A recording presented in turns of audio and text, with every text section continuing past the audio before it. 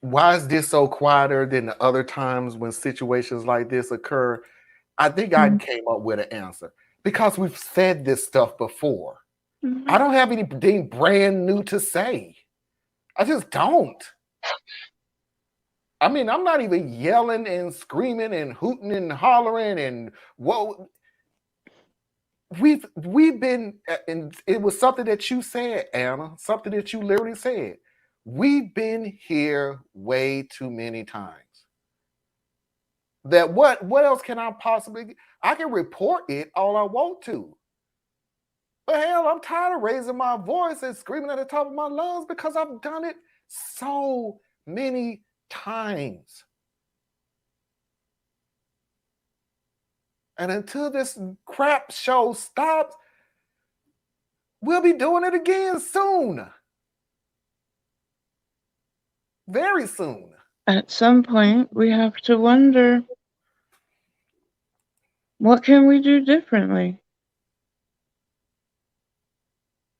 Oh, there's something we can do different, Mm-hmm. but it's not somewhere we want to go. Nope. You don't.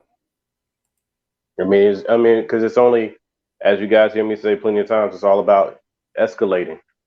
And but my problem is we've been trying to avoid escalation for 400 years. You know what I'm saying? Like we have begged in, we have worked in, begged in, negotiated in, pleaded in, rationalized in. You know what I'm saying? We know what we know what will come if we uh, meet force with force. Right? We're vastly outnumbered. The rest of the world is aligned economically, Yeah. and the people who want to destroy us, that's what they want. Like they want to force the conflict because they know it will lead to our extermination here, and then it'll greenlight our oppression around the globe to an even greater extent because they'll be afraid that the energy is spreading, and then they'll start coining about the Haitian Revolution and all of those things. The the problem we're dealing with is the psychological wages of whiteness, and they know what their response would be to these types of provocations and attacks. They know what they would do. There's no doubt. Like there's never been a time where America was attacked and it said let's pray about it. There was never a time that America was under attack and it said, well, let's just try to come together and heal the community. There's never been a time where America was attacked and said, I forgive those who attacked us. That has never been the American response. It has always been the response of those who are in the most vulnerable positions. And the psyche of whiteness is knowing what they would do and not understanding why it has not happened. So they are constantly preparing for it. So they displace their issues onto us because in their rationalizations, there's no way that you could keep taking this and not react. So we have to stay on you so that you're never strong enough to actually hurt us when you react. And then these little vanguard extremists and so forth, they're fed this steady diet of white superiority and manifest destiny and chosen ones and all that other bullshit. They're fed this from the cradle. So they don't need rational thought as to why they hate other people. They just hate other people because they feel like other people hate them. And once again, deflection takes hold. So you want to stop what's going on right now, you got to increase the value of black life. We got to increase the exchange rate. But that means an eye for an eye. That means that just like they indiscriminately come and take one of ours, we have to be willing to indiscriminately take one of theirs. That means you're going to be hurting people who have nothing to do with the problem.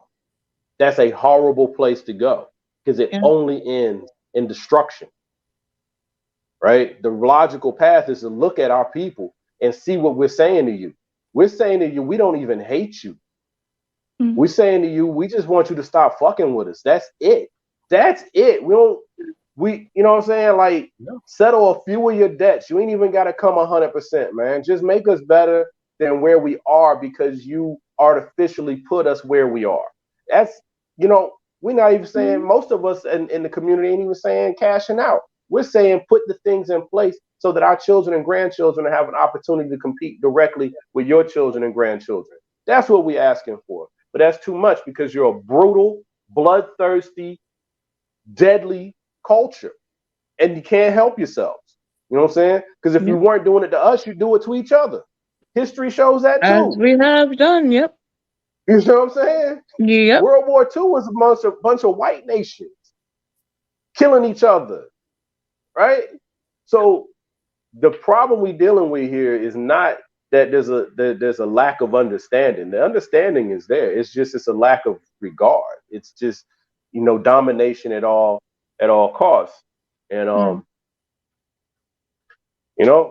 that's why I preach separation, right? And I know that hurts some of y'all feelings out there, but you know what? Time out for your fucking feelings. I'm talking about blood. I'm talking about our children being killed. I'm talking about our children being warehoused in these fucking prisons and jails all across the nation for no other reason than the fact that they're black. I'm talking about our children having to be raped, having to be taught and educated by white teachers who have a paternal feeling towards us, but not a eternal feeling towards us. They don't really care about our children. They're just educating our children until they're no longer cute, and then they're a problem. And now all of a sudden they're being expelled and being set up and sent off to prison. I'm talking about take our children back from this fucked up white culture that is out to destroy anything and everything, including itself. I'm saying do business as business people, interact like every other minority group out there, do like many of our Latin brothers and sisters, do like many of our Asian brothers and sisters. We ain't gotta like or dislike each other. I got something you want to buy, I'll sell it to you. I need to go to work, you need to go to work. We show up at the office, we do our jobs together. We ain't gotta have a whole lot of small talk and none of that shit. And then when we done, we go our separate ways to our own communities. I hate to put it that way, but that's where you putting us. You know what I'm saying? Because here's somebody who wanted to go and attack an HBCU for whatever reason, lost his nerve, got distracted, thought the target was too hard, I and got the video. pivots. I got the video of that one though. Yeah, so yeah, I'm done with it, man. For real, for real. I'm done with it. Work with those who want to work with you of any color, stripe, or background. Because the problem we're dealing with is ideology. It's not really color. So when I say white, please understand, white people out there, when I say white, I'm talking about your culture. Okay? And I'm talking about a certain strain of the ideology that pervades the active parts of your culture, not you as a color, right? But yeah, it's this one more man who killed some more soldiers in the battlefield.